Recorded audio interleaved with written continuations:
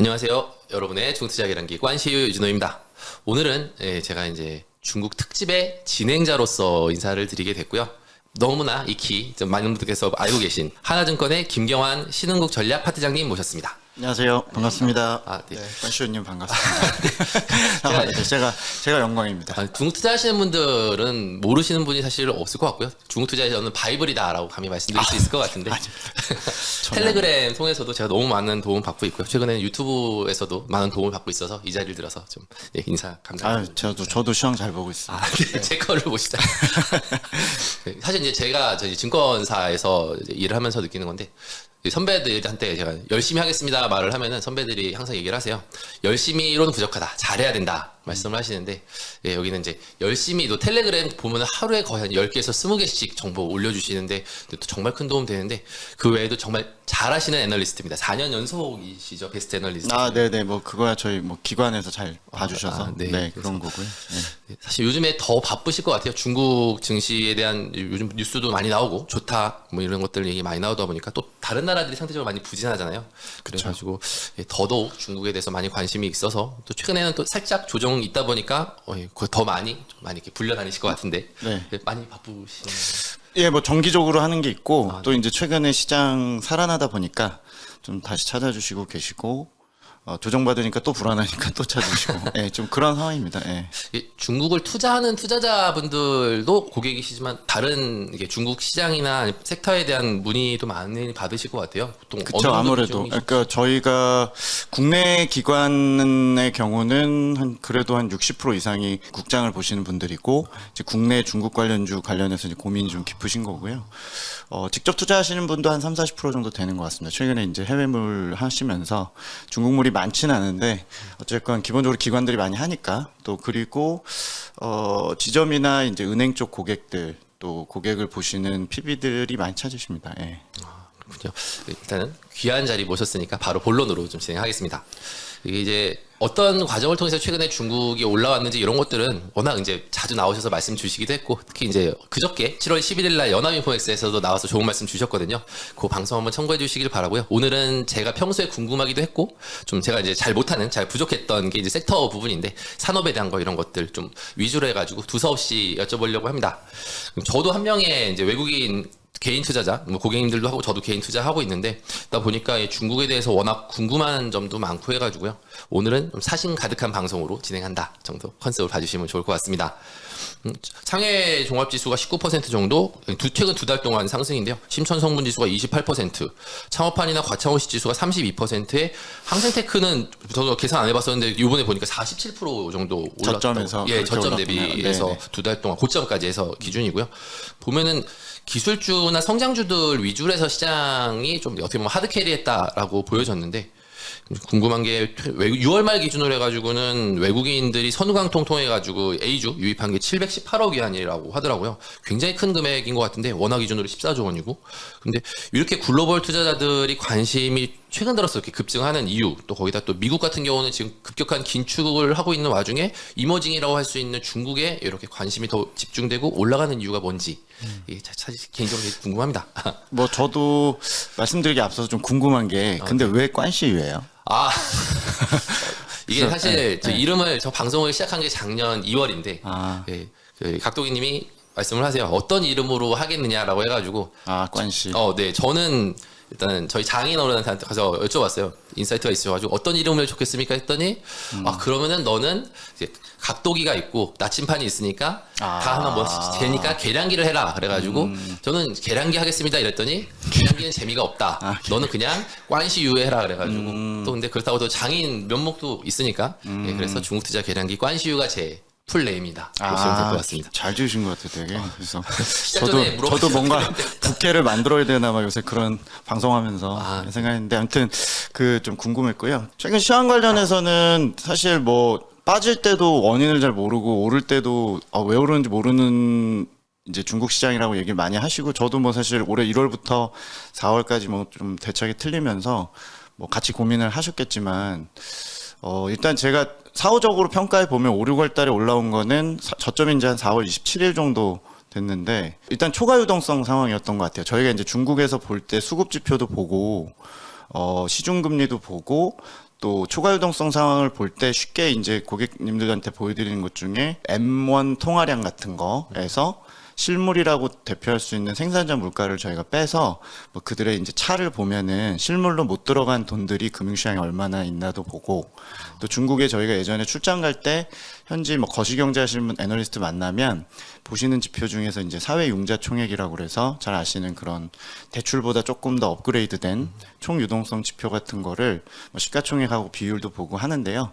보면은 4월 달이 그런 뿌려진 유동성 대비해서 시가총액 반영 비율이 역대 한 두 번째로 낮았고, 또 조정 기간도 뭐 당연히 4, 5개월 있었습니다만 초과 유동성 관련 지표들이 다 풍부했다고 보시면 될 것 같고요. 이제 이런 상황에서 4월 말에 이제 정치국회의에서 부양책을 좀 더 고도화하겠다. 그러니까 지금 아시는 대로 1, 2월에 잠깐 중국 경기가 반짝 바닥하긴 하는 것 같다가 3, 4월에 다시 뭐 락다운하고 뭐 이러면서 무너졌잖아요. 그래서 이제 그 강도 대비해서는 부양책이 약하다는 생각을 시장에서 했는데 다행히 이제 그 정치국회의에서 4월 29일인가 그렇죠, 정확히. 그래서 그 회의에서 이제 정책 얘기해주고 또 산업 규제 완화하겠다라고 얘기하면서 부동산 플랫폼 완화 얘기를 해주면서 뭐 거기서부터 이제 초과 유동성 상황이 이제 수급을 움직인 것 같습니다. 그래서 수급과 밸류에이션으로 저희가 좀 평가해야 될 것 같고요.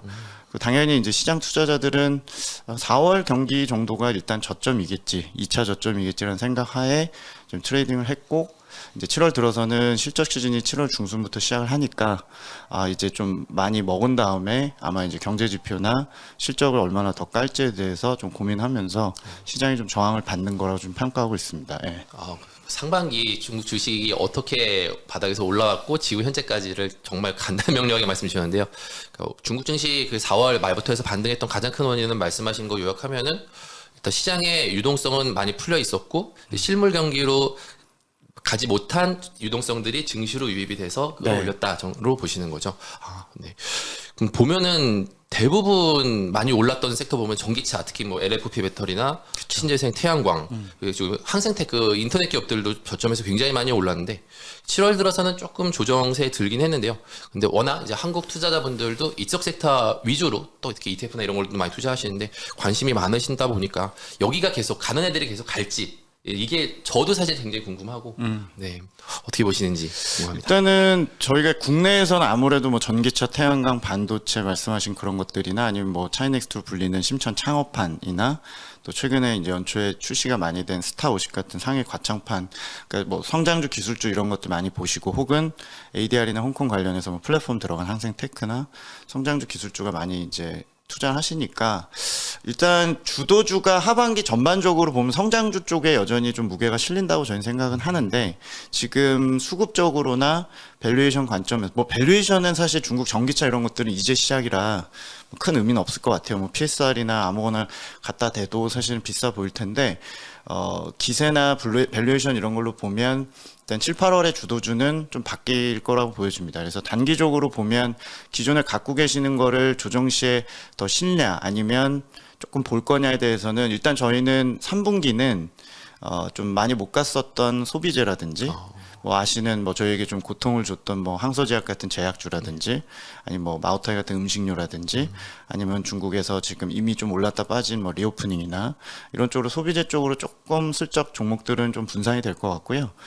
또 금융주라든지 시클리컬은 지금 상황으로 봤을 땐 재고도 많고 해서 전반적으로 뭐 크게 가긴 좀 어려운데, 최근에 이제 화제가 되는 전통 인프라 관련해서 조금 이제 직접 투자하신 경우는 많지는 않을 것 같고, 이 전통 인프라 관련주들은 아마 뭐 A50 지수라든지 CSI 300 지수 같은 쪽으로 좀 반영이 되면서 성장주는 일단 7, 8월에 좀 주춤할 걸로 보고 있고, 궁극적으로 4분기에 다시 성장주가 저는 갈 걸로 보거든요. 그래서 아마 뭐 기본적으로 조금 더 신뢰가 있으시면 더 실는 기회로 보셔도 되고, 어차피 어제도 뭐 BYD가 저 촬영의 기준 전날 BYD 급락이라든지 전기차 보시면 수급도 이미 많이 들고 있는 상태에서 다양한 악재에 좀 취약한 상태거든요. 루머에도 취약하고, 그래서 뭐 이번에 조정이 조금 요란할 경우에는 또 실는 기회로 보셔도 되겠습니다만, 어쨌건 3분기 주도주는 5, 6월 달 올라올 때 주도주랑은 조금 다를 걸로 생각은 갖고 있습니다. 단기적으로 그렇게 봅니다. 조금은 쉬었다 갈 수도 있다. 네, 쉴 걸로 좀 보시는 게 맞을 것 같아요. 사실 이제 전기차 배터리 관련된 기업들도 저희도 이제 중국 마감에서 몇 번 다룬 적이 있는데,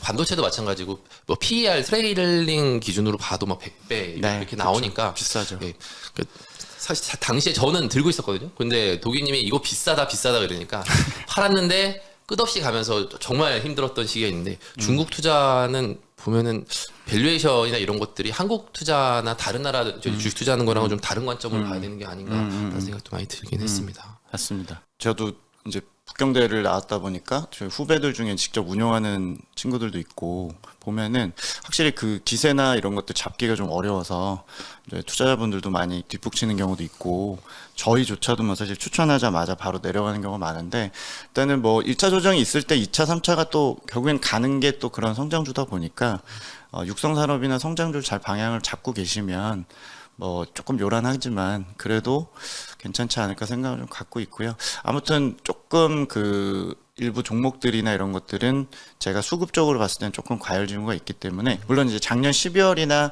2020년의 하반기 같은 정도의 과열은 아닌데 이번에 조금 쉬어가지 않을까 생각합니다. 네. 말씀 주신 이렇게 3분기, 4분기에 해당되지 않았던 섹터가 일단 보면 금융이나 전통 제조 아니면 이제 철강이나 화학 제품 같은 산업재인데요. 이 차트 보면은 정말 바닥 오브 바닥인데 얘들은 길목 지키기가 의미가 없을까요?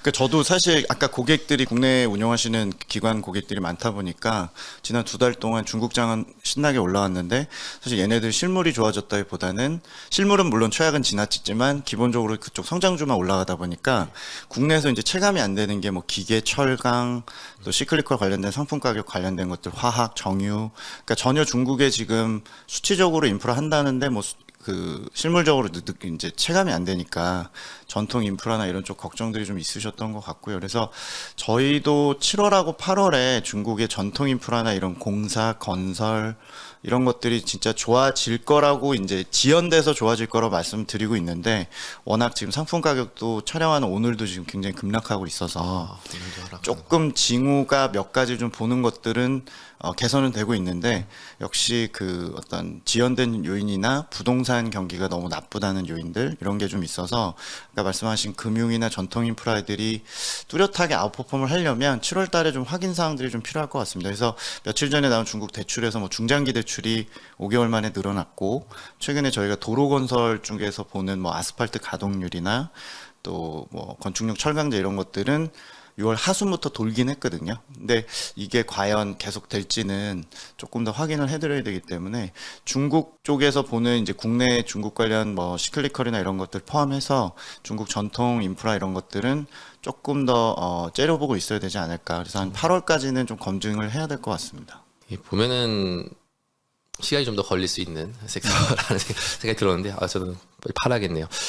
중국 같은 경우는 뭐 글로벌리 경기 하강을 겪으면서 코로나 봉쇄까지도 상하이에 국한되긴 했지만 코로나 봉쇄를 세게 하면서 소비가 많이 다운이 됐었잖아요. 그렇죠. 예. 근데 최근에 중국 자동차 내연기관도 그렇고 전기차 신에너지차도 그렇고 소비 쿠폰을 엄청나게 발행을 하면서 이 관련된 종목들도 많이 오르기도 했는데 보면은 저는 그래서 이게 올라가길래 그러면 그 다음 쿠폰은 뭐 내구재 다른 이제 뭐 가전이라든가 가구라든가 다른 소비 쪽으로도 확산되지 않을까 싶었는데 뉴스가 안 나오더라고요. 네. 이거는 어떻게 계속 기대를 하는 게 맞는지 아니면은 지금이라도 전기차를 또 관심 있게 봐야 되는지 고민이 되는데 이게 뭐 헌시님도 아시겠지만 이렇게 계속 팔로우 하시다 보면 각 지방 정부가 이렇게 뭐 어떤 중앙 차원에서 뭐 이렇게 화끈하게 내는 거는 최근에 뭐 그 자동차 취득세 인하라든지 전기차 관련해서 보조금 연장설은 있는데 연장 결정은 했죠 사실상. 근데 뭐 이렇게 지방 정부별로 이렇게 깔짝깔짝 내는 것들은 좀 답답해요. 제가 볼 때도 한 최근 3년 보면은 중국이 뭐 예전에 이구안신이라고 그래서 농촌에 보급해주는 교체 정책이나 이런 것들을 중앙 차원에서 안 하고 지방에서 하다 보니까 돈 많은 지방 정부 예를 들면 뭐 션전이나 상해시 이런 데서 하는 거는 뭐 어느 정도 효과가 있겠지만 총액으로 합쳐보면 다른 지방 정부들이 워낙 액수가 작고 그러다 보니까 일단은 좀 소극적인 것 같고 지방 정부가 물론 소비를 중시하지만 기본적으로 정책에 대해서 우선순위는 조금 퍼포먼스를 내는 쪽에 투자라든지 이런 신형 인프라 혹은 뭐 에너지 쪽 이런 쪽에 최근에 여전히 꽂혀 있는 것 같아서 말씀하신 대로 이렇게 순차적으로 뭐가 나오면 좋은데 기본적으로 조금 아주 그 소비를 유도할 만큼 화끈하게 정책들은 안 나오는 상태고요. 제 생각에 하반기에도 중앙 차원에서 하는 얘기를 좀 주목하셔야 될 것 같고, 각 지방 정부가 하는 것들의 그런 퍼즐들을 맞춰봤자 일단 그 좀 기본적으로 크지 않아서 정책 자체는 소비 부양책은 아주 큰 기대를 하실 필요는 없다는 생각을 좀 갖고 있습니다. 현재는.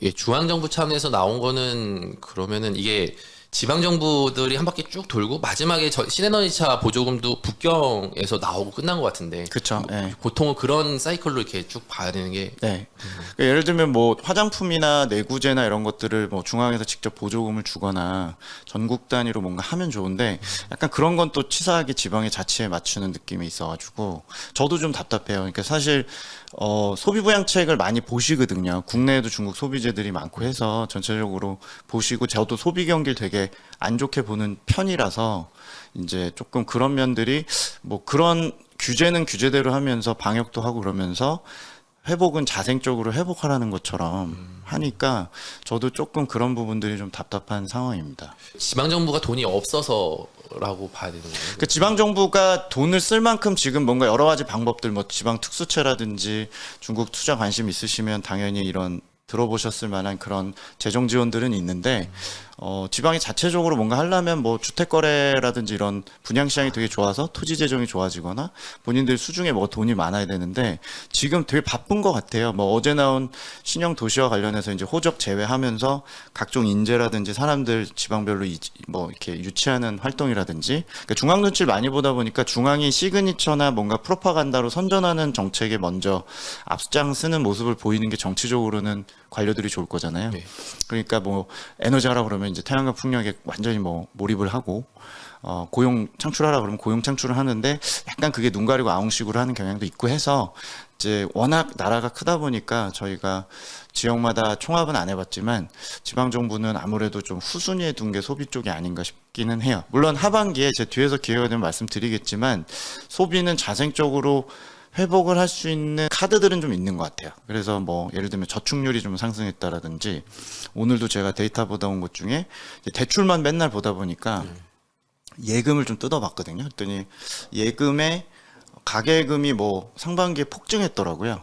코로나 영향. 네, 영향이고 말씀하신 대로 뭐 코로나 그다음에 주택 경기 부진 그러니까 관망하면서 중국 애들이 또 쟁이는 거 잘하잖아요. 그래서 가계금이 전년비 40%나 늘어서 그 쟁인 돈들이 10조 RMB더라고요. 10조 RMB면 GDP가 작년에 110조 RMB니까 거의 8% 가까이 되잖아요. 네, 신규로 는 게 예치금이 그러니까 그게 뭐 주식으로 와도 좋고 부동산을 해도 좋은데 올해 상반기 중국 소매 판매가 19조 RMB니까 거의 절반에 가까운 금액이 은행으로 다시 들어간 거예요. 그 저금리로. 그러니까 하반기에 전체적으로 뭔가 촉진하는 소비 심리 건드리거나 고용 시장이 좀 나아지거나 하면 소비가 좀 탄력적으로 올라올 수도 있겠다는 생각을 요새 좀 하고 있습니다. 그래서 저는 이제 좀 치사하지만 요새 약간 전기차 이런 거 많이 오르고 해서 이제 전통 소비재들 이런 것도 좀 계속 매집하자고 이제 내년 상반기쯤 되면 소비는 결국엔 회복하니까 네. 이제 그런 관점에서 많이 빠진 소비재들이나 뭐 면세 같은 것들 조정받을 때마다 좀 개인적으로 매집을 하시라고 의견을 좀 드리고 있죠. 네. 그러니까 결국은 이제 예금에 있는 거를 끄집어내는 건데 그거는 그러면 중국 정부 입장에서도 중국이 공산당 계획 경제잖아요. 그러니까 그쵸. 언제쯤 해가지고 이거를 소비를 그 활성화시키기 위해 가지고 정책을 피겠다라는 거를 내부적으로는 잡고 있는 건가요? 제 생각 입장에서 그 돈들이 다시 들어간 거가 나오려면 자기가 뭐 일단 고용이 안 좋고 그러면 자기 돈들을 빼기가 어렵잖아요. 그러니까 이제 기업들이 뭔가 고용을 해줘야 될 것 같고 지금 실업률 높은 거는 잘 아시니까 실업률이 좀 내려간다든지 또 규제를 여러 가지로 풀면 서비스업이 이제 고용을 창출할 거니까. 그러니까 저는 이제 고용 데이터가 나쁘니까 소비 좋아지려면 한참 걸리겠다 했는데 돈이 없는 건 아니고 고용이나 어떤 여러 가지 소비 심리를 좀 촉진하는 정부의 산업 규제 완화가 있고 이러면 소비가 의외로 4분기나 내년 상반기까지 좀 탄력적으로 좋아질 수도 있겠다라는 이제 계산을 좀 하고 있습니다. 최근에 그렇습니다. 그래서 이제 그런 것들은 앞으로 좀 지표를 좀 보여드려야겠죠. 예. 네. 소비주는 좀 중장기적으로 저감해서 관점으로. 네, 중기적으로 좀 사두면 좋지 않을까 이렇게 생각을 좀 하고 있죠. 네. 이게 보면은 이게 우리나라도 그렇고 미국도 그렇고 처음에는 보조금 위주로 가다가 나중에는 현금을 직접 꽂아주는 정책들을 펼쳤잖아요. 중국도 간혹 외신 보면은 뭐 현금 지급에 대한 얘기가 있기는 한데 이게 뭐 활성화돼서 논의가 되고 이런 것 같지는 않은데 그쵸. 예. 공산당이라서 안 하는 건지 아니면 뭐 기다리는 건지. 아마 소비 쿠폰의 그 활용도가 본인들이 최근 한 5년 보면은 아직까지는 그런 걸 그냥 다시 뭐 입금을 하거나 이렇게 과거 그러니까 선진국이나 혹은 대만이나 한국 대한민국급 정도의 국가들이 아니면 소비 쿠폰의 그 어떤 경제 효과 이런 것들 소비 촉진 효과를 크게 안 믿는 것 같아요. 좀 덜 믿는 것 같습니다. 그러니까 제가 추정하기엔 그래요. 그러니까 이걸 안 낸다는 거는 직접 이렇게 심천 같은 거의 뭐 우리나라급의 이제 GDP가 된 지역의 경우는 직접 10,000원 주면은 10,000위안을 주면은 거의 200만 원 꼴이니까 아이폰도 사고 뭐 로컬 가전도 사고 그럴 수 있는데 다른 지역의 경우는 여전히 뭐 소득 만불 국가가 평균이니까 아직까지는 소비 쿠폰의 활용도에 대해서 그래서 얘네들이 조금 뭔가 소비 부양책은 듀레이션을 쭉 늘려서 가래떡처럼 이렇게 효과가 좀 이렇게 바로 안 나오는 뭐 예를 들면 양로보험이나 뭐 본인들 내야 될 돈을 좀 줄여주거나 근데 이런 것들은 좀 덜 자극적이잖아요. 그렇죠. 그래서 저희가 종목하는 입장에서는 재미가 없잖아요. 재미가 없을 것 같은데. 그러니까, 폭발적인 이런 게 없을 것 같은데. 그러니까 말씀하신 그런 걸 좀 꽂아주면 좋은데 아무래도 선진국보다 그런 면에서 좀 소극적이고 좀 자치에 맡기는 것 같아요. 이제 제가 그냥 추정하는 걸로 보시면 됩니다. 예. 좀 그 기대감을 낮춰야 될 것 같다는 생각이 살짝 들었는데. 네. 그 이제 최근 들어서는 국유 인프라가 살짝 좀 올라오는 것 같아요. 말씀하셨던 그런 지표들도 올라오고 하다 보니까 그러면서 얘기 나오는 게 지방 정부가 발행하는 특수 목적 채권을 6월 말까지 다 발행을 하고 그 돈을 8월 말까지 다 이제 집행을 하고 그다음에 내년에 예산을 아직 이건 확정된 건 아닌 것 같지만 내년에 예산을 미리 땡겨서 또 이제 돈을 찍어가지고 하겠다라고 하는데 이걸 보면서 느낀 게 우리나라도 이제 연말쯤 되면은 공무원분들이 돈 남은 것들 다시 보내기 싫으니까 보도블록 깨고 깔고 이런 것들 하잖아요. 뒤집었고 하죠. 예, 도기님도 맨날 말씀하시는 게 이미 다 깔 대로 깔았는데 뭐 유령 기차가 다닌다 뭐 이런 식으로 말씀을 하시는데 네. 실제 그게 이제 성장에 도움이 되는 그런 것들인지가 좀 궁금해가지고 여쭤봅니다. 그러니까 저도 2분기에 특수목적 채권 발행 증가율도 되게 빨랐고 6월 달에 정부 채권 발행이 무려 막 1.5조 RMB가 나오고 어마어마하게 발행했거든요.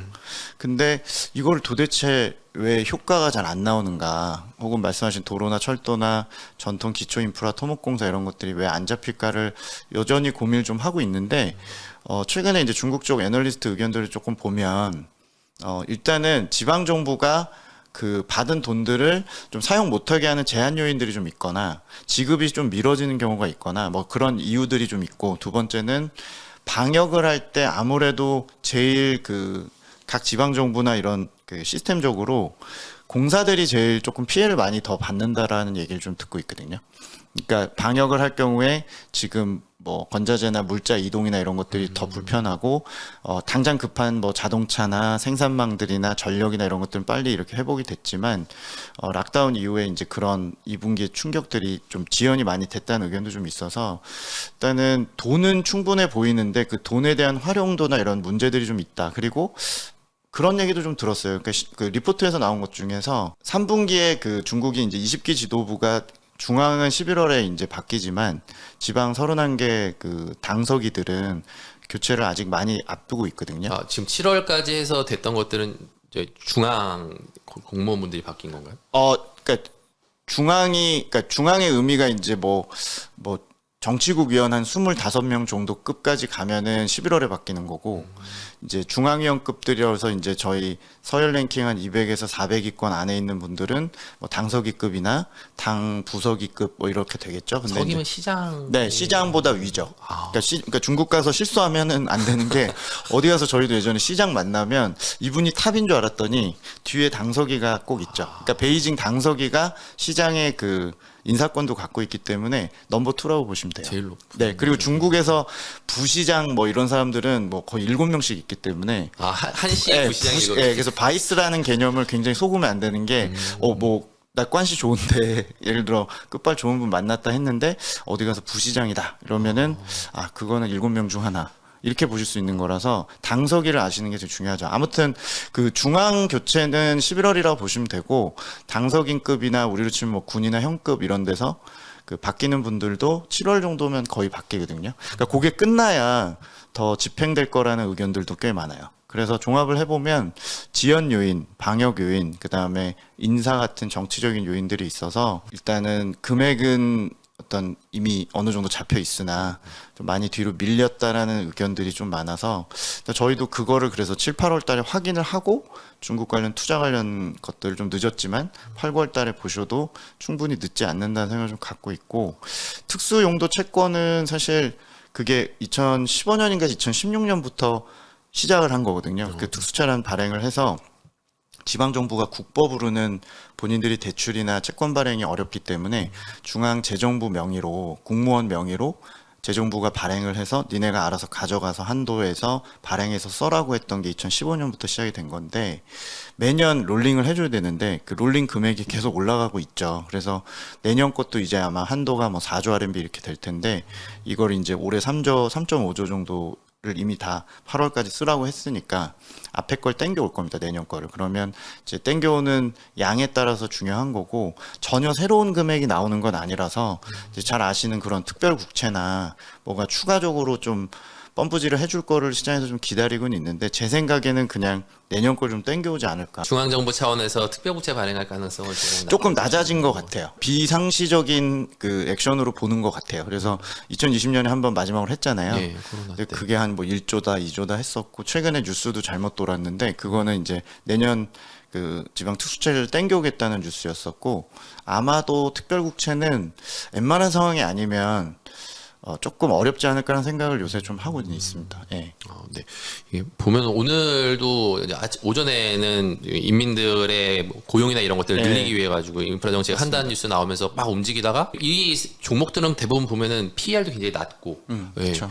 그리고 움직임도 굉장히 둔한데 이렇게 시장이 조금 변동성이 있을 때 먼저 움직이더라고요. 그래서 방어주처럼. 예, 경기 방어주처럼 움직이는데 또 이걸 보면서 아 그러면은 싸니까 이걸 사두자 했는데 항상 움직임도 둔하기도 하고 좀 올라가는 배리어 약간 박스권처럼 이렇게 움직이는 부분들이 있어서 봤는데 말씀하신 내용 종합해 보면은 결국 인프라나 이런 정책은 돈을 많이 찍어가지고 들어가긴 했지만 실제 아직 퍼포먼스가 나오기 전이니까 그리고 또 이제 하반기에 그런 정치나 인사나 이런 것들이 완료된 다음에 본격적으로 움직이는 것들을 기다려 보는 게 좋을 것 같다. 그렇습니다. 정도로 예, 보시면 될 것 같습니다.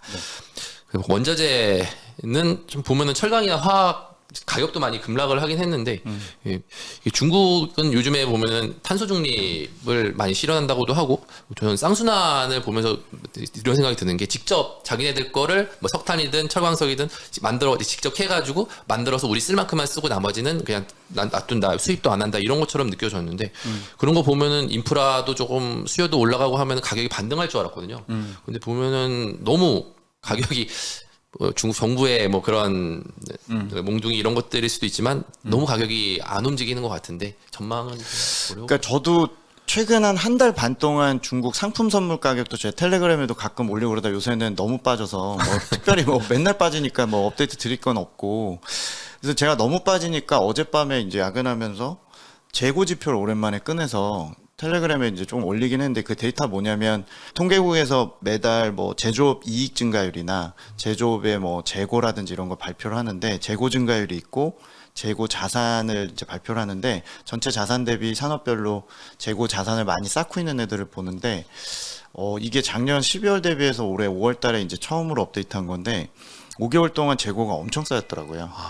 네, 그러니까 전반적으로 물론 이제 그 데이터가 어떤 산업은 화학이나 뭐 일부 특수 산업들은 그냥 가동률 100%로 돌리고 있고 수요가 좋아서 금방금방 쌓이니까 리스타킹 했다고 볼 수도 있는데 대체로 전체적인 산업들이 말씀하신 에너지 소재, 뭐 건자재 이런 것들이 재고가 5개월 동안 많이 쌓여 있더라고요. 그리고 그 재고에 히스토리가 있는데 전반적으로 히스토리 중에서도 위에 있더라고요. 그러니까 재고들이 많아서 전체적으로 수요가 빨리 좋아지지 않으면 공급에 대한 부담들이 좀 있는 것 같고 특히 하반기에 만약에 작년과 거꾸로 지금 저희는 보는데 탈탄소를 중단까지는 아니고 올해 이제 석탄도 증산하고 화력발전도 늘리고 작년에 이제 한참 업데이트 하실 때 기억하시겠지만 뭐 전력 대란도 있었고 에너지 집약 산업들 엄청 깠잖아요. 그걸 반대로 하반기에는 조금 생산도 조금 완화하고 뭐 이런 기대감들이 있다 보니까 아마도 그 공급이 줄 거라는 또 기대도 많이 축소가 된 것 같아요. 이게 상품 선물 시장도 결국에는 또 트레이딩을 하는 거고 기대감이라는 게 중요한데 이제 수요도 부진하고 수요가 빨리 안 좋아지고 재고 조정 압력도 있고 또 하반기에 중국 정부가 공급을 또 늘리게끔 정책을 또 환경 규제 완화하고 이럴 수도 있기 때문에 그런 기대감들이 약화되면서 약간 붕괴하는 게 아닌가 생각을 좀 갖고 있습니다. 물론 붕괴가 저는 막바지라고 봅니다.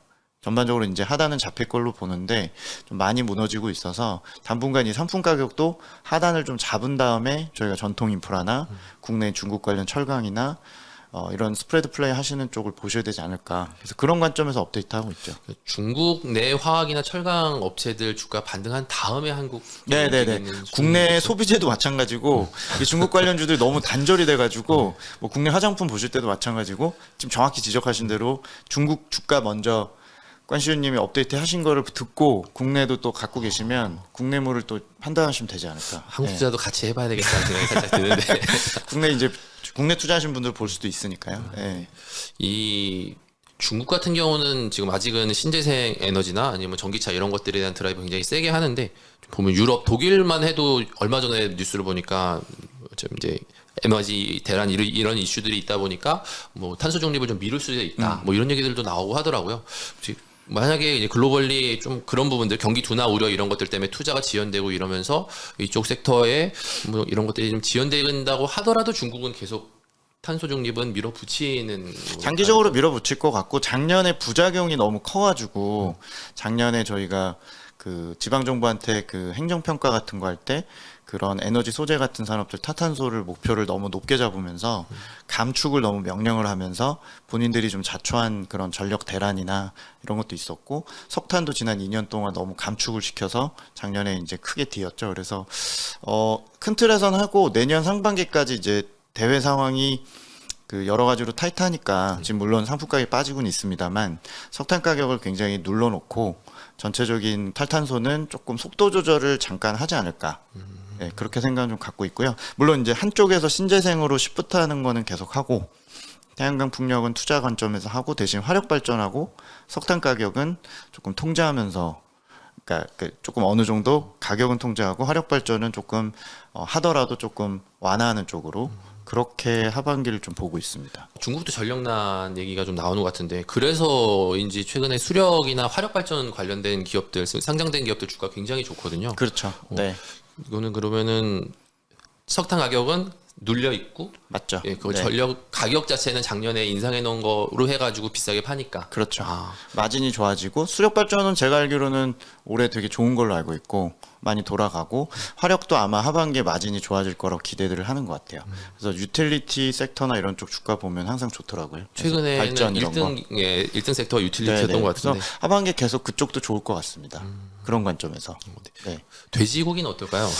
이게 돼지고기가 저도 오기 전에 그 관시님이 딱 그렇게 정리해 주셔서 저도 보면서 왔는데 돈육은 제가 사이클로 봤을 때 몇 년 전까지는 많이 보다가 저도 뭐 그 어미돼지부터 시작해서 뭐 자돈, 모돈 뭐 이런 거부터 데이터 보면서 그 사이클이 뚜렷하게 뭐 20개월도 있고 뭐 하니까 하반기에 오르긴 할 텐데 얼마나 오를지에 대해서 고민은 지금 하고 있고 모건이나 이런 애들 저희가 이제 추천하면서 하반기에 저희가 음식료나 CPI 올라가면 수혜 보는 게 돈육이니까 돈육 자체가 이제 수혜주라고 말씀은 드리곤 있는데 중국 정부 입장이 좀 다른 게 공급량이 꽤 있다. 그러니까 재고가 있어서 방출을 하면 하반기에 억제할 수 있다는 자신감은 있는 것 같은데 또 최근 2주 전에 뭐 아시겠지만 그 양돈 업체를 또 불러서 좀 그 면담이죠. 네. 뭐 이런 거 좀 하고 그래서 이게 아직은 실속을 모르겠고요. 그래서 일단 저희 예상은 하반기에 그 완만하게는 올라갈 것 같다. 이미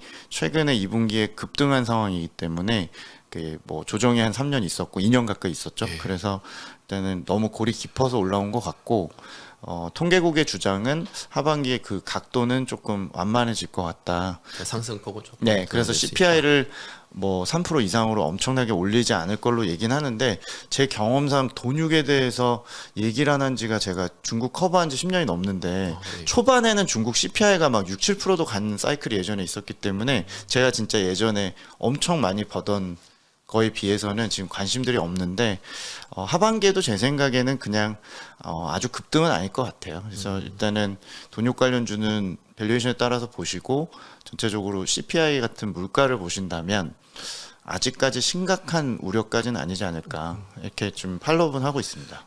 작년에 전력 대란 때도 보면은 전력 기업들 석탄이었나요? 이렇게 가격이 올라가니까 발개에서 한번 이제 부르면은 그 다음 날 그 관련된 기업들 다 주가 급락하고 해서 맞아요. 저는 지난주에도 이제 돈육 기업들 했을 때도 2번인가 했죠. 근데 주가가 안 밀리더라고요. 그거 보면서 좀 다른 같은 원자재인데도 다르게 반응하는구나라는 생각이 좀 들었는데 워낙 그게 저점에서 많이 빠졌고 그때는 석탄 기업들 주가가 이제 가격 자체가 워낙 오른 상태였고 지금은 펀더멘탈 봤을 때는 사이클로 봤을 때는 좀 믿음들이 있는 것 같아요. 이거는 빠지진 않는다. 네. 그러지 않았을까 저도 생각합니다. 그래서 돼지고기 때문에 인민은행이 뭐 금리를 내려야 되는데 못 내리거나 그러지는 않을 거다. 네네네. 통화 정책은 아마 그 7월 말인가 정치국 회의 때 아마 물가를 얘기를 좀 할 텐데 제 생각에 3분기가 원래 CPI가 그 베이스 때문에 아마 좀 높게 나올 거예요. 근데 뭐 그런다 한들 긴축할 상황은 아니고 여전히 핵심 물가가 낮은 편이니까 돈육은 잡겠다고 저러고 있으니까 제 생각에 뭐 뒤통수를 치지는 않지 않을까 이렇게 기도하고 있습니다. 물가 올라가는 게 사실 저희 입장에서도 가장 네. 근데 뭐 다른 나라에 비해서는 체감 물가는 물론 그쪽에 높겠지만 친구들이 좀 높다고는 하더라고요. 근데 이제 제 생각에 헤드라인은 뭐 다른 나라도 지금 뭐 오늘도 미국 뭐 8% 여전히 얘기하고 그러니까 좀 결은 다르다. 네, 그렇게 보고 있습니다. 인민은행 통화정책 톤이 살짝 이제 금리 내리는 것보다는 신용을 늘리겠다 이런 식으로 얘기를 했다고 하는데 저는 이 신용을 늘린다는 게 정확하게 뭐 돈을 더 푼다는 건지 좀 이해가 좀 안 돼가지고.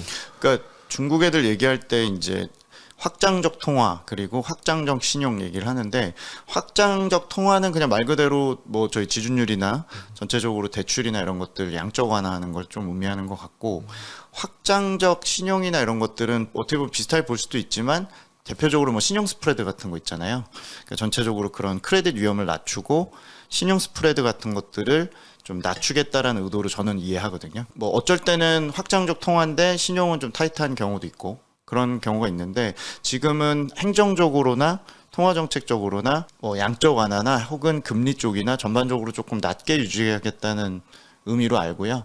확장적 통화에 대해서는 지금 3분기에 이미 양적 완화는 좀 피크에 1차적으로 온 것 같은 느낌을 줬기 때문에 아마 여기서 뭐 지준율 인하나 대출 같은 거를 더 어마어마하게 더 풀고 이런 개념보다는 전체적으로 그런 크레딧 위험 낮추고 신용 스프레드 낮게 하고 그렇게 좀 유지하겠다라고 좀 이해하고 있습니다. 그러면 사실 성장주한테는 나쁜 환경은 아니죠. 예. 그래서 일단 실물 경제는 어차피 지금 이미 완화적이니까 살아나는 걸 좀 기다려야 되는 입장이 아닌가 싶고요. 중국 정부가 좀 보고 있는 입장이 아닌가 생각을 합니다. 예. 이때까지 좀 정책을 펼쳤으니까 그게 어느 정도 효과가 그렇죠. 있는지 이런 것을 봐가면서 움직인다 될 것 같습니다.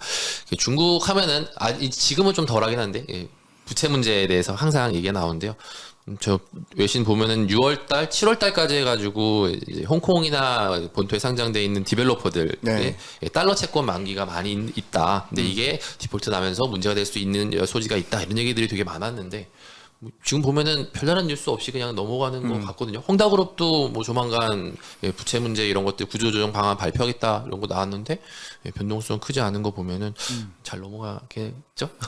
그러니까 컨트롤 할 수 있냐냐 아니냐면은 일단 할 수 있을 것 같고 근데 이제 그 최근에 이제 제가 6월까지는 괜찮은데 7월 들어서 홍콩의 디벨로퍼 주가는 조금 빠지고 있고 어제였죠. 그러니까 바로 어제였었는데 뭐 이렇게 채권 가격들이 일부 좀 빠진 기업들이 있었거든요. 그러니까 시장이 그렇게 충격을 안 받았는데 만기가 7, 8월 달에 또 2차 만기가 좀 있다 보니까 말씀하신 달러채 같은 경우는 급변동은 없는데 앞으로 어차피 문제적 기업들은 회생이 좀 어려운 경우가 많다 보니까 디폴트가 아주 대단위로 나온 건 아니지만 분명히 아마 건시윤님이 몇 달 안에 조금 그런 디폴트 건이나 이런 걸 좀 할 가능성이 좀 있지 않을까라는 생각을 하고 저도 계속 매일 텔레그램에 그 신용 스프레드 같은 걸 달러채 쪽으로 올리는 이유가 최근에 좀 오르고 있긴 해요. 신용 스프레드가. 그러니까 오르면 좀 걱정을 하는 게 이게 어차피 차익금리인데 얘네들이 디벨로퍼가 찍는 채권이 보시면은 막 살벌하거든요. 막 8%도 있고 13%도 있고 네. 디벨로퍼들 상황이 너무너무 서로 달라서 중국 정부가 더 완화적으로 한번 조치를 취해야 된다는 게 제 개인적인 생각입니다. 그래서 투자자분들도 혹시 홍콩을 보시거나 전체적인 시장에서 저희가 작년에 그 헝다 때문에 딘 게 있으니까 분명히 뉴스는 7, 8월에 좀 많아질 것 같고 보셔야 되는 포인트 중에 하나는 그 중국 정부가 그 디벨로퍼 관련해서 조금 더 완화적으로 하는지 좀 보셔야 돼요. 그러니까 지금 단계에서는 모기지금리 더 인하하고 이런 것보다 그 지금 거의 한 3년째 디벨로퍼들을 거의 안발을 걸고 있는 게 뭐 3 레드라인 정책이라고 그래서 그 3대 부채 비율 관리 정책이 굉장히 빡세거든요. 뭐 그런 것들 좀 완화하거나 국유 자본도 일부 저는 투입해야 된다고 생각합니다. 왜냐하면 이게 규제 이제 잔재된 처리 과정이긴 한데 이 처리 과정은 분명히 앞으로 2, 3년 동안 진행이 될 거고 구조 조정을 좀 시사하니까 시스템 리스크는 중국 정부가 컨트롤할 수 있지만 시장이 이제 어떻게 받아들이는지는 좀 시간이 걸리거든요. 그래서 제 개인적으로는 중국 정부가 7, 8월에 부동산 관련해서 디벨로퍼 관련된 뭔가 정책들, 그러니까 이게 되게 어려워요. 그래서 저나 관시우 같은 분들이 이게 업데이트 좀 해드려야 되는 게 행정적으로 뭔가 계속 얘기를 할 거예요. 뭐 채권 발행을 도와주던 국유 자본을 투입한다고 하던 M&A를 지원하는 그런 게 나오던 뭐 그런 얘기를 아마 행정적으로 해야지만 하반기에 좀 노이즈가 줄어들 것 같습니다. 그러니까 헝다그룹 같은 경우는 광동성 그 국유 거기 이제 네. 정부에서 구조조정을 돕고 있는데 다른 이제 기업들도 그런 식의 조치가 그렇죠. 있어야 된다는 네, 맞습니다. 말씀이신 예, 거죠? 각 지방 정부가 나서서 뭐 주선을 하든지 그런 것들이 좀 팩트가 체크가 돼야 좀 더 안심하고 투자하지 않을까 홍콩에 대해서. 이게 처음에 헝다그룹 뉴스 나왔을 때 변동성 생각하면은 좀 아직은 파워가 좀 남아있다라는 생각이 들긴 하는데 살펴봐야 될 것 같고요. 네. 지금은 얘기가 거의 없긴 한데 가끔 외신에서 나오는 게 이제 그림자 금융 얘기들이 좀 있어요. 그래서 그림자 금융으로 지금 지방 정부가 보이지 않는 부채를 갖고 있는 게 어마어마한데 이거를 할 수 있는 방안이 없다. 그래서 이거는 나중에 터진다라는 건데 아직은 그 조짐은 없지만 그래도 한번 좀 말씀을 주시면. 이거는 그냥 간단하게 말씀드리면 최근 20년인가 최근 10년인가 뭐 회고하는 그런 프로그램을 통해서 중국 정부가 본인들 잘난 체도 좀 하고 본인들 업적을 얘기하면서 최근 10년인가 보네요. 이제 뭐 그분의 3년임 앞두고 뭔가 정리하는 거였던 것 같은데 예. 그래서 각 부처별로 뭐 이렇게 통계를 발표했는데 최근 10년 동안 중국의 그 잠재적인 그림자 금융들은 뭐 한 25조 RMB인가? 그러니까 GDP 100조 기준 잡으시면 한 GDP 20에서 25%를 잘 처리했다. 라고 얘기를 했고 그 그림자 금융이 각종 여러 가지가 있지만 피크였던 시기 대비해서 지금 뭐 상당히 한 30% 정도 컷을 했다. 줄이고는 있는 거네요. 네, 내부적으로도. 줄였다. 늘어난 게 아니고 멈춘 것도 아니고 30%를 정점 대비 줄였다. 그 정점 시기는 제가 알기로 한 5, 6년 전으로 아는데 그래서 굉장히 그 자랑을 했고요. 근데 이제 뭐 어떻게 처리했을까를 생각해 보면은 그 중국의 AMC라고 그래서 이제 일종의 배드뱅크 예, 자산관리공사, 뭐 옛날 화롱 이런 거 뉴스 나왔던 그런 4대 AMC도 있고 지방정부 AMC들이 은행에서 나오는 그런 소위 말해 톡식 에셋들을 부실 채권들을 흡수한 거죠. 그러니까 일종의 나중에 그것도 결국에 국가 빚인데 제가 알기로 지난 20년 동안 중국의 그 당국 금융당국자라는 분들의 대부분의 히스토리는 그 다 대부분 은행 출신이고 예전에 2000년대 초반에 중국이 그 부실채권 커졌을 때 은행 쪽에서 이런 배드뱅크 역할들을 많이 했던 좀 소위 말해 그쪽엔 귀신인 분들이거든요. 그래서 일단은 불황의 리스크는 항상 있는데 그 부채에 대해서는 일단 1차적으로 피크는 좀 꺾어놓은 것 같아요. 그래서 저는 이제 앞으로 뭐 부동산이 터지고 지방정부 부채를 지금 뭐 10년 만기 채권으로 찍어서 뒤로 밀어놓긴 했지만 분명히 앞으로 과정에서 한방 리스크보다는 뭔가 이렇게 불황이 반복되는 그러니까 경기가 잘 안 살아나거나 네, 그러니까 특정 소비주는 성장주는 엄청 오르는데 시장이 뭔가 작동하는 느낌이라는 거는 빅베스를 안 했다는 거잖아요. 그래서 일단은 지금까지의 그 우리가 걱정했던 것들은 뭐 걱정 대비해서는 틀렸고 괜찮았던 이유는 중국 정부가 답을 제시한 걸 믿는다면 일단은 그런 것도 한 30% 꺾어놨다. 그래서 앞으로 이제 뭐 봐야겠죠. 저희가 이제 디벨로퍼들 구조조정도 하고 지금 지방 정부가 큰 문제는 없어 보이지만 부동산하고 연계된 것들이 불황으로 가면 앞으로 또 문제가 생길 수 있으니까. 근데 저는 지금 현재 앞으로 한 3년 안에는 큰 일은 없을 거라고 생각하니까 너무 외신 쪽의 뉴스는 중국의 우호적이지 않으니 좀 균형감 있게 양쪽을 다 보실 필요 있다. 예. 저는 이제 주로 보는 게 차이신하고 사우스 차이나 모닝 포스트, 블룸버그 이제 이거를 유독해서 보는데 세 개 중에서 그래도 차이신은 약간 구경의 그렇죠. 그럼요. 그런 것 같고요. 사우스 차이나 모닝 포스트는 뭐 알리바바 산하긴 하지만 그래도 나름 괜찮게 하는 것 같고 블룸버그는 가끔 가다 보면 이제 이런 그렇죠. 망한다는 기사들이 나오긴 그럼요. 하는데 그쪽은 뭐 어쨌건 미국 언론이고 네. 그 세 개를 적당히 보시는 거네요. 혹시 또 여기서 추가로 한번 봐도 괜찮을 것 같다라고 생각하시는 외신이 저는 아예 그냥 극단적으로 황구시보 같은 것도 보고요. 한국시보도 네, 거기는 이제 그 일종의 중국 정부의 북해라고 볼 수 있으니까 그러니까 인민일보나 당 관영지에서도 못하는 말을 뭐 한국 가거나 뭐 미국 가거나 할 때 황구시보를 통해서 하잖아요. 네, 그래서 황구시보 칼럼을 갖고 와서 저희가 얘기를 하면 뭐 그거는 북해에 대한 얘기니까 물론 뭐 그게 속마음일 수 있으나 그거를 뭐 전체적인 입장으로 볼 수는 없고 요새 생긴 습관은 워낙 관영 언론을 많이 보니까 뭐 인민일보나 증권시보 같은 거 그냥 헤드라인도 많이 봅니다. 그래서 앞에서 뭐 어떤 선전을 하는지 인민일보는 보면은 그냥 시진핑 주석이 어떤 얘기를 했고 어디를 갔다 왔고 네, 거의 그 수준이죠. 근데 이제 얼마 전에 뭐 리커창 총리 부상설 나왔을 때 저희는 뭐 택도 없는 얘기로 봤지만 뭐 리커창 총리가 이제 많이 그 자꾸 헤드라인에 나온다. 그래서 뭐 그 횟수까지 하면서 그럴싸하게 분석하신 글들을 봤는데 이제 그런 거죠. 예. 배치라든지 이런 거. 네. 사실 매일 이제 중국 마감 정리하고 이제 그 밤에 가가지고 이제 리커창 총리 부상설, 시진핑 주석 이제 됐다 이런 뉴스 보면은 저도 투자하고 있고 거의 뇌정지 오는 수준이거든요. 그래서 중국에 대해서는 정말 많은 종류의 이제 내용들이 돌아다니긴 하는데 분별을 잘해서 판단을 해야 제가 또 좋은 또 정보는 네. 예, 한번 또 제가 보는 언론사는 나중에 또 한번 보내주시면 또 다뤄서 한번 다뤄주시면 될 것 같네요. 네. 중국의 부동산 경기가 결국은 반등을 해야지 소비도 는다라고 저는 이렇게 보는데 거래는 늘었다 이런 얘기들은 좀 있는 것 같긴 하거든요. 근데 보면 어떤 지표가 제일 좀 그래도 확실하게 이제 는다 준다 이런 것들을 알 수 있는지.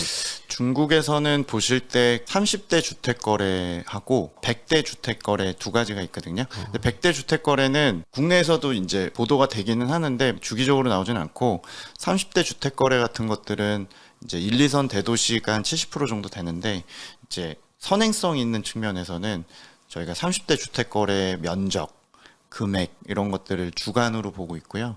그 주간 단위로 해서 네, 나오네요. 주간으로 저희가 업데이트해서 제가 이제 텔레그램 올릴 때는 작년 그 추세 대비해서 그 면적이 위에 있냐 아래냐 이게 계절성이라는 게 있고 뭐 계약이나 신학기 이런 걸 때는 또 올라가고 하니까 최근의 추이로 보면 6월 달부터 기존 추세 위로 올라왔죠. 근데 이제 워낙 상반기가 뭐 감소세가 마이너스 30% 넘었기 때문에 이제 대도시를 볼 땐 그렇고요. 그 대도시라 하면 뭐 상해, 심천, 베이징 같은 일선 도시랑 광저우나 중경이나 뭐 난징이나 이런 급의 2성급들이 주류고 이쪽 지역은 사실은 웬만하게 좀 가격이 좀 기면 분명히 또 이렇게 매기가 들어오거든요. 근데 이제 지금 문제는 100대 도시로 확장을 하면 그 사이에 있는 70개 도시가 3, 4선 도시라고 해서 이제 우리로 치면 조금 도에서 외곽 지역이나 아니면 조금 도급, 군급 도시들이라고 볼 수 있을 것 같은데 이쪽 지역들 거래는 여전히 마이너스 50%거든요. 중국 정부 입장에서 디벨로퍼를 규제했던 것들 가장 큰 부분들은 어떻게 보면 대도시는 좀 눌러주고 중소도시를 올려주고자 하는 것 같은데 그냥 뉴스만 보고 가격이나 이런 지표들을 보고 있으면은 중국 정부의 의도대로는 안 되는 것 같아요. 그게 분산이 안 되고 이렇게 소규모 대도시나 아니면은 이렇게 클러스터 형성이 여러 군데가 돼야 되는데 아무래도 그게 잘 안 채워지는 것 같아요. 저희도 이게 수도권하고 비수도권이 차이가 크잖아요. 네. 네. 근데 이제 이런 와중에 또 어떻게 보면은 부동산 중국도 경기 다운된 거를 올리기 위해서는 부동산 부양 쪽으로 이제 도는 것 같은데 그러면은 규제가 이런 구조조정이 제대로 되지 않은 상황에서 다시 또 어떻게 보면 새로운 버블을 만드는 단초가 되지 않을까 이런 생각 진짜 들거든요.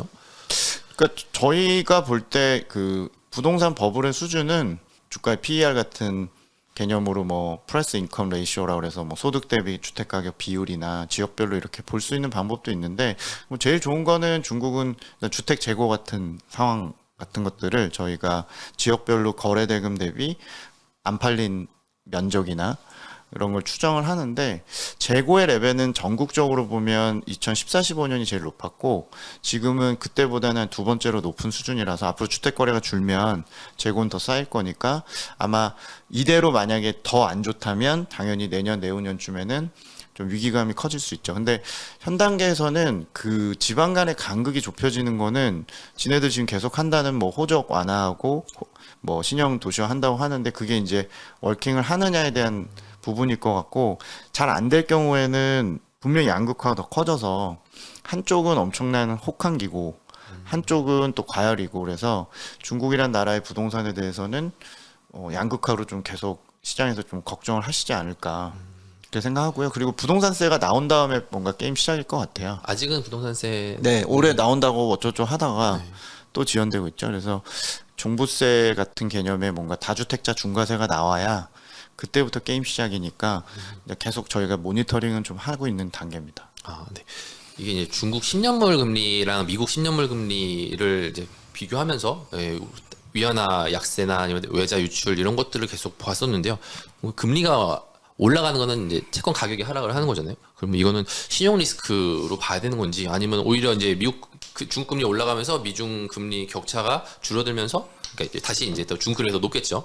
이렇게 되면서 위안화가 약세로 되는 것들을 좀 막아지는 건지 어떤 관점으로 사실은 이거를 보고 판단을 해야 될지가 늘 헷갈리더라고요. 그러니까 지금 저희가 10년물로 많이 보는데 미국 국채가 이제 뭐 2.8에서 3% 왔다 갔다 하고 올해 이제 상반기 역전돼서 중국은 2.7, 2.8에서 계속 왔다 갔다 하고 있습니다. 그래서 미국의 장기물은 진짜 초장기물까지 막 30년도 보시니까. 근데 이제 중국은 주로 주종은 3년, 5년물이고 10년물은 장기 그림으로 보는데 근데 저는 지금 단계에선 중국 금리가 2.7, 2.8은 좀 낮다고 보거든요. 최근에 좀 올라온 거지만 네, 여전히 보시는 낮다라는 거 그 낮은 이유는 실물의 그 어떤 살아남이 이런 것들이 늦어지고 있고 방역 문제라고 봐요. 그러니까 제로 코로나 포기해야 이게 전체적으로 눌린 장기 금리가 올라온다 보는데 여전히 굉장히 좀 바닥권에 있는 상태라서 지금은 중국이 금리가 좀 올라가는 게 더 사실 장기 금리는 좋은 신호로 보실 수 있는 것 같아요. 그래서 최소 3% 이상에는 있어야 되고 그러면 자연스럽게 미중 금리 차가 어느 정도 이제 역전이나 보합 쪽으로 오면서 환율에 대한 부담도 좀 작아지고 갖고 그래서 지금은 중국 금리가 오른다는 얘기가 더 편하라고 보시면 되고요.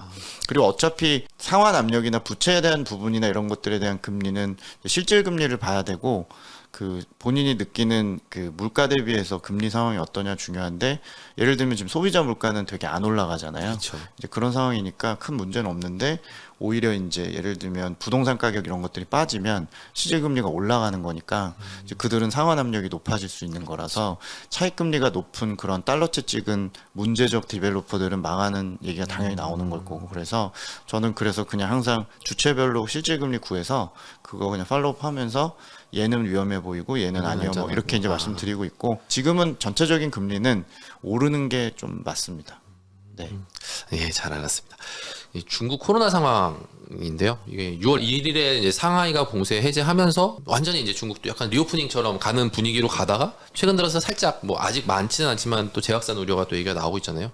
근데 지난번 상하이 봉쇄했을 때처럼 그런 분위기는 아닌 것 같기는 한데 또 여기서 확진자가 더 늘어나면 오미크론이니까 다시 봉쇄 가능성은 없을까요?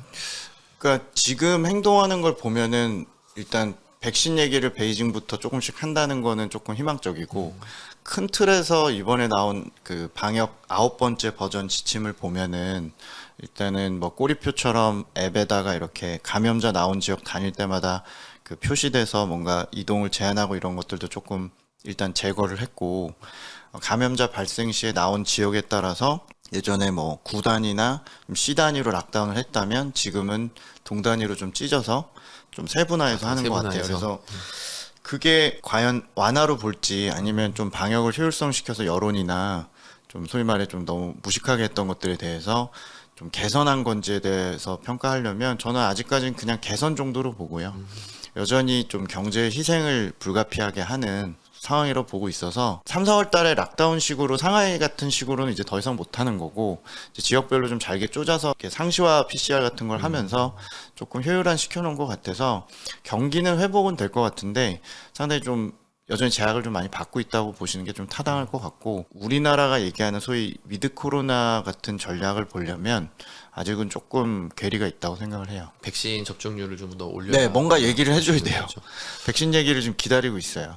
얼마 전에 베이징 같은 경우는 백신을 맞지 않은 사람은 그렇죠. 네. 출입이 안 된다 이런 네, 얘기들도 굉장히 있었는데. 저는 좋은 신호로 봐요. 일단 그거는.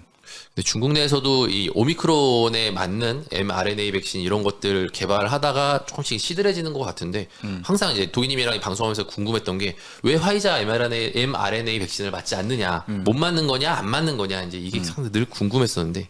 저도 궁금해요. 아, 그래? 그렇긴 한데, 그래서 질문지 생각하시니까 뭐 평소 고민하신 거고 저도 고민을 같이 하고 있는 입장인데, 제가 2월, 3월 달에 워낙 그 시장 무너질 때 홍콩이 일단 락다운 된다고 막 얘기가 나왔고 3월 들어서 이제 막 홍콩 본토가 막 거의 러시아처럼 RTS 지수처럼 무너지면서 저도 상당히 그 중국 커버하면서 그때 엄청 네, 무슨 뭐 세계가 아무리 다극화되고 체제 경쟁을 해도 뭐 거의 빌런 국가 같이 되니까 진짜 유럽 자금들이 홍콩에서 다 빼버리는 건 아닌가라는 공포도 느꼈고, 그때 당시에 홍콩 락다운 얘기하면서 그 홍콩 경험을 좀 갖고 있는 매니저랑 얘기하면서 본토도 똑같은 외통수에 좀 빠질 수 있다. 그러니까 이러지도 못하고 저러지도 못하는 환경에 대한 얘기였었는데, 그때 좀 희망적이었던 것 중에 하나는 시노백의 그 어떤 불활성화 백신 같은 것들이 검증할 기회가 없었어서 홍콩이 처음으로 시노백 맞은 사람이 한 40%였던 사람들이 걸렸기 때문에 이제 효능에 대해서 좀 확보가 됐고, 이번에 홍콩이 걸린 다음에 나온 결과에 따르면, 홍콩 대학의 결과에 따르면 걔네들이 약간 그 3차부터는 중국 시노백도 효과가 있다라는 언급들이 나와서 제약에너한테 현재 확인도 좀 해보고 그랬었는데, 일단은 시노백도 3차부터는 방어력이 좀 있다는 결과가 나온 것 같아요. 근데 이제 이게 오미크론도 변이가 있고 하다 보니까 중국 정부가 이거를 얼마나 뭐 바잉하고 이걸 신뢰해서 어떻게 할지 모르겠는데, 지금까지도 일단 얘기는 없는 상태고, mRNA 백신에 대해서 지금 임상 들어갔다는 얘기는 몇 군데 로컬 그 제약사들 얘기가 있지만, 임상에서 이거를 뭐 시판해서 뭔가 맞는 데까지는 또 시간이 걸리잖아요. 예. 그러니까 현 단계에서는 여전히 방역 쪽에 좀 맞춰서 의료 시스템에 대한 어떤 우려들을 여전히 갖고 있는 게 아닌가가 지금 집착하는 쪽에 그렇게 느껴지는 거고, mRNA 백신은 그냥 볼 때는 백신 외교도 했고 본인들이 이미 한 얘기가 있기 때문에 그거에 대해서 좀 못 돌리는 측면이 있다고 보긴 하는데, 제 생각에는 화이자 백신이나 이런 쪽을 봤더라도 지금 현재 의료 시스템 체계에서 조금 자신감이 좀 결여된 게 아닌가. 그러니까 우리나라 같은 경우 지금 뭐 치명률이 뭐 0.14%로 굉장히 성공한 위드 코로나의 케이스잖아요. 완전히, 예. 근데 홍콩의 경우는 유사한 환경이 중국이 비슷하다고 가정했을 때 홍콩이 치명률이 뭐 그때 한 3%를 넘고 많이 이랬었으니까, 돌아가셨던 것 그래서 중국은 그런 상황에서 아직은 좀 고민이 좀 깊은 것 같고, 아마 저 개인적으로는 3년임 여부 그런 건 상관없이 11월 전에 일단 결정을 할 것 같아요. 그러니까 위드 코로나 로드맵은 발표를 좀 할 걸로 좀 보고는 있어요. 그래서 아마 다음 단계 방역 지침 나올 때 조금 주목을 하실 필요는 있을 거라 보여지는데, 저도 그렇게 자신은 없네요. 지금 정부가 하는 거니까 사실 네, 좀 그쵸. 상황에 따라서 봐야 될 것 같고요. 미중 관계는 사실 얼마 전에 저도 이 관세이나 이제 다 되는 줄 알았거든요. 네. 1차 만료가 지지난주였고 2차가 또 8월에 있는데 아직까지도 소식이 없는데요. 이게 좀 중국 정부가 보잉 비행기 안 사주고 에어버스 사줘가지고 미국이 발표 안 하는 건가 아닌가 이런 생각도 들었는데 혹시 뭐 할까요? 관세 인하는? 예, 저는 할 걸로 보는데, 일단은 저도 7월 6일에 결정을 할 줄 알았어요. 왜냐면 4년 만기 그다 보니까 다 취소되는 걸 막으려면 이제 그날 해야 되는 걸로 생각했는데, 이게 어차피 미국이 정해서 미국이 수입하는 입장에서 부과하는 거다 보니까 뭐 아직은 여유를 갖고 7월 8월에 그 1, 2차 만기 사이에 뭔가 결정을 하면 된다고 생각한 것 같고, 그만큼 명분, 중간 선거, 또 CPI 하락 각도 여러 가지 상황에서 백악관이나 주체인 USTR 이쪽은 이제 강성을 유지해야 되는 쪽이고, 거기는 본인이 이제 반대더라고요. 부서가 없어지는 일이잖아요. 아. 이걸 부정을 하면 본인들이 어떤 지적재산권 문제부터 해서 중국과의 미국 간의 그런 어떤 협상권이나 이런 거에서 USTR이 항상 하는 역할이 있는 건데, 본인이 이거를 협상 카드를 없애면 없애면은 그럼 본인들의 입지가 줄어드는 거니까 USTR의 입장도 있을 거고, 그 생각 못했네. 옐런의 재무부 쪽의 입장도 있을 거고, 다 다른 것 같은데, 그거를 그러니까 바이든이 뭔가 확고하게 그렇게 못한 것 같긴 합니다. 뭐 민주주의니까 서로 어느 정도 좀 의견 차가 있는 것 같고요. 그래서 결과적으로 저는 CPI 하락 각도의 측면보다는 조금 전 정부하고의 차이점과 소비재 쪽에 그래도 노력을 한다는 걸 보여주기 위해서 인하할 걸로 보는데 당초 예상보다는 크게 작아진 규모로 시작할 것 같습니다. 그러니까 한 전체 2,500억 달러 만기가 7, 8, 9월 달에 3차에 걸쳐서 도래를 하는데 2,500억 중에 추정하건대 한 30%가 소비재인데 그 30% 이하가 아닐까. 뭐 그걸 하더라도 저는 환율엔 좋은 이슈로 보고 위안화 강세로 갈 수 네, 있는. 위안화 강세나 원화도 또 강세도 같이 갈 수 있는 요인으로 보고 뭐 수출 입장에서는 아마 뭐 그 연착륙 할 수 있는 요인 정도로 보고요. 뭐 시장에서는 그냥 투자 심리 정도의 이슈가 아닐까. 그래서 아마 수주 안에 발표는 할 걸로 생각합니다. 아, 네. 저도 좀 기다리면서 봐야 될 것 같고요. 최근에 이제 전기차나 신재생 이런 성장주들은 급등하는데 계속 눌렸던 게 반도체거든요.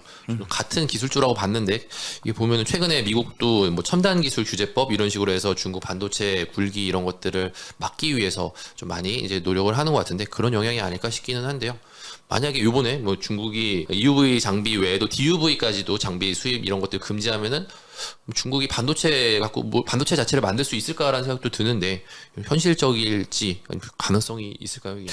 그렇게 범용 제품까지 가는 거는 쉽지 않다고 생각해요. 네, 일단 아무리 뭐 네덜란드 협정한다 하더라도 기본적으로 타국가 쪽에서 범용 제품까지 해서 이렇게 전략적으로 참여시키는 거는 그러니까 쉽진 않은 문제로 보는데 어쨌건 하이엔드 쪽 장비나 이런 것들은 계속 막는 쪽으로 가고 있기 때문에 중국 정부가 일단 범용 제외한 나머지 기술적인 부분에선 계속 제약은 있을 거로 생각을 좀 갖고 있고 뭐 쉽진 않은 예측이지만 제 생각에는 일단 그때 나온 뉴스처럼 로우엔드 쪽이나 뭐 범용 제품까지 다 이렇게 커버하기는 쉽진 않을 걸로 저는 개인적으로 생각하고 있습니다. 막기에는 미국이 그것까지 막기에는 쉽지 네, 않을 그건 좀 거다. 부담이 좀 크다고 보고요. 물론 이제 계속적으로 견제를 할 거기 때문에 이제 중국도 활로를 찾는 입장에서 보면 뭐 소재나 장비 업체들이나 이런 쪽 유망하게 보긴 하는데 전체적으로 그런 규제가 하반기에도 나올 거기 때문에 분명히 그 뭐 과창판이나 네, 뭐 반도체 소부장 이런 기업들은 변동성을 좀 감내하면서 보셔야 될 것 같긴 해요. 네.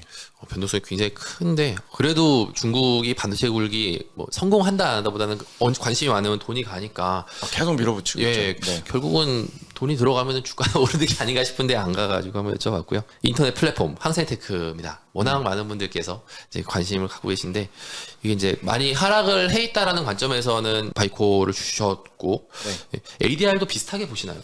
그러니까 ADR은 저는 뭐 기회 될 때 계속 홍콩으로 스위칭하자는 주의라서 뭐 이미 펀더들도 많이 스위칭이 됐을 것 같고 뭐 직접 투자 쪽에서는 당연히 홍콩을 고려하신 게 맞고 ADR은 그냥 내년까지 어쨌건 이게 상패 이슈가 완전 해결은 어려울 걸로 보고 있고 개별 기업들의 돌아올 기업들과 아닌 기업들의 차이가 이제 좀 커지겠죠. 그렇지만 전체로 보면은 ADR은 그래도 중국 관심 있는 투자자시라면 본토와 홍콩을 보시는 게 기본적인 제 생각입니다. 그거는. 항생테크 같은 경우도 바닥에서는 이제 지난 아까도 40% 이상 네, 올랐다 저도 그 정도인 줄 말씀드렸는데, 몰랐네요. 네, 네. 네.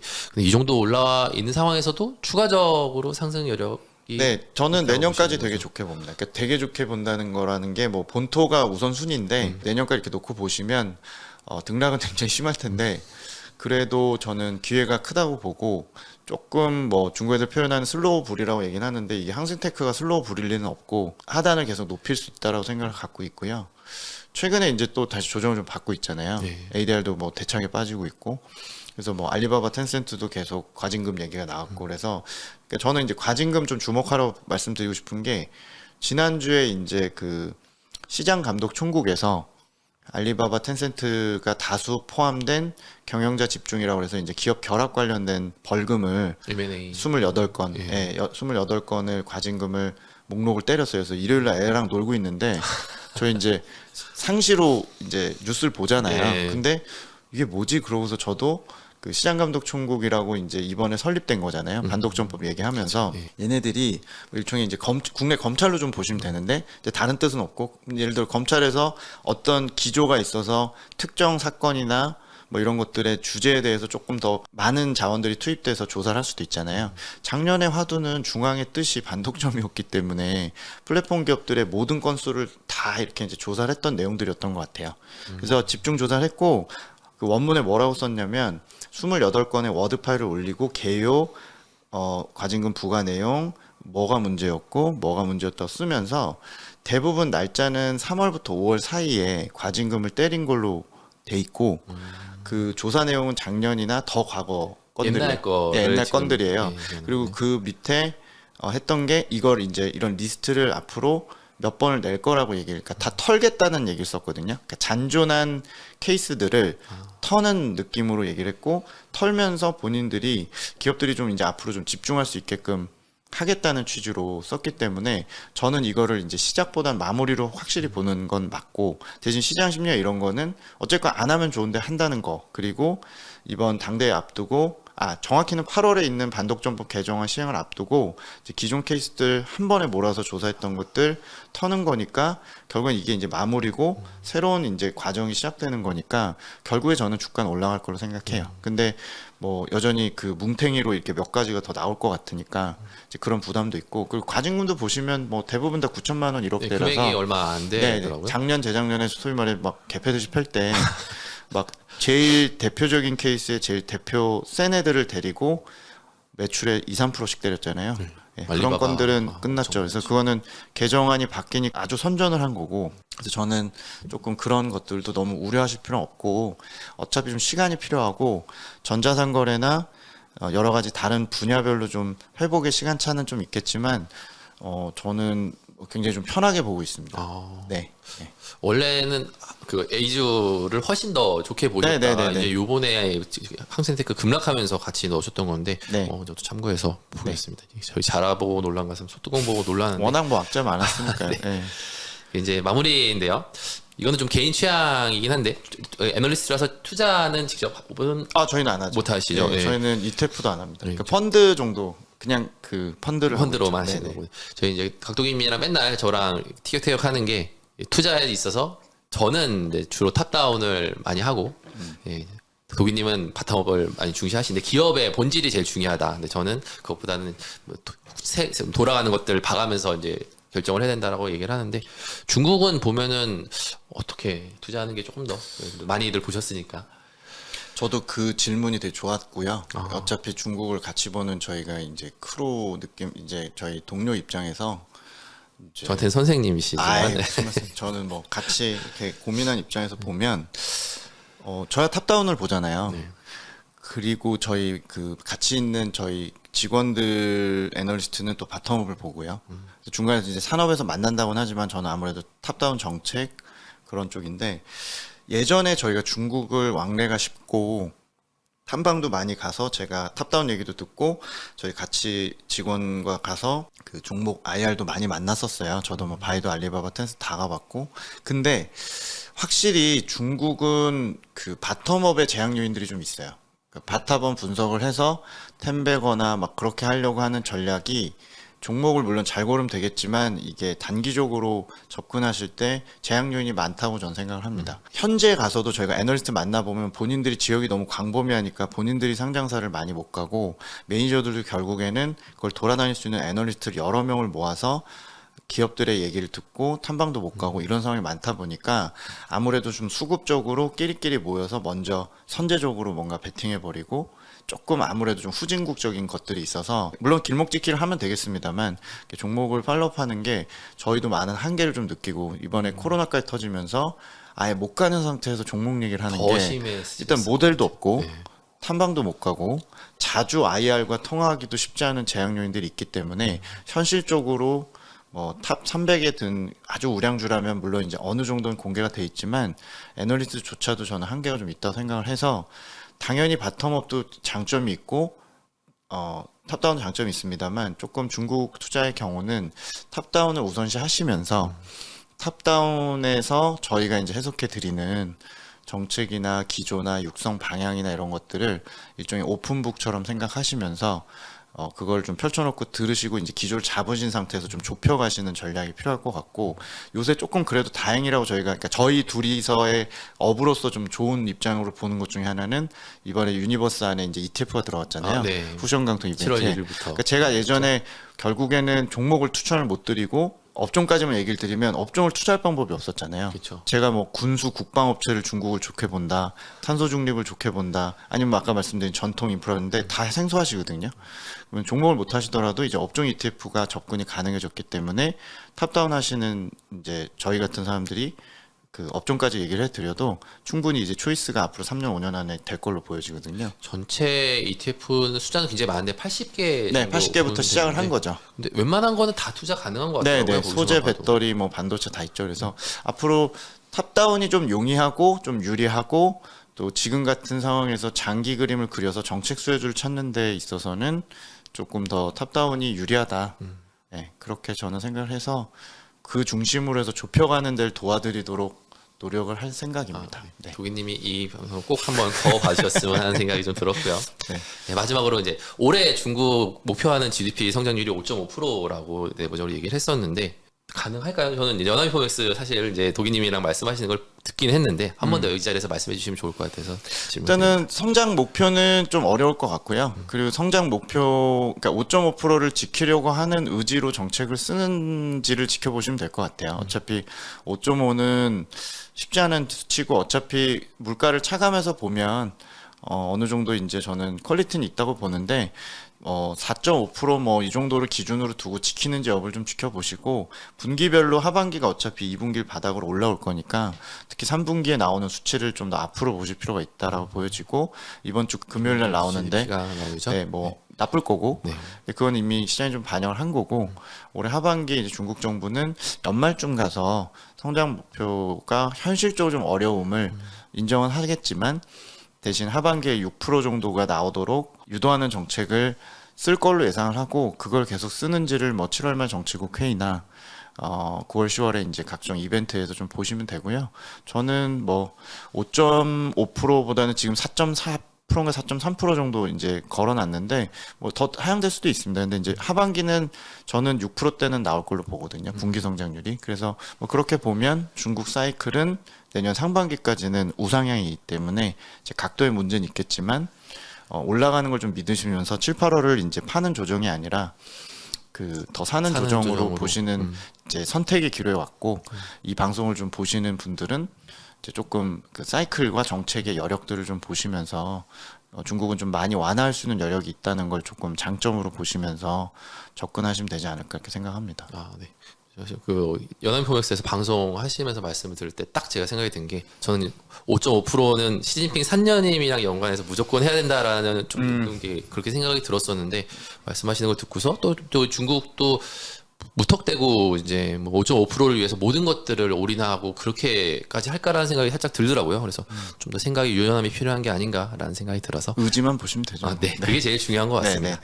네. 오늘은 이 정도로 해서 마무리를 하면 좋을 것 같고요. 사실 이제 대담도 제가 처음이고 진행자도 처음이다 보니까 또 진행 처음이세요? 진행 처음이죠. 아, 그래요? 처음에 너무 사실은 좀 버벅대고 떨어가지고 그랬는데 점점 이렇게 얘기하다 보니까 시간이 너무 빨리 갔다 아쉽다 이런 생각 많이 드는데 조만간 또 중국 시장 변화 있을 때마다 모시고서 좋은 말씀 듣도록 해야겠습니다. 나중에 또 제가 또 의견 한번 듣는 걸로 제가 영광이고요. 불러주시죠. 네. 네.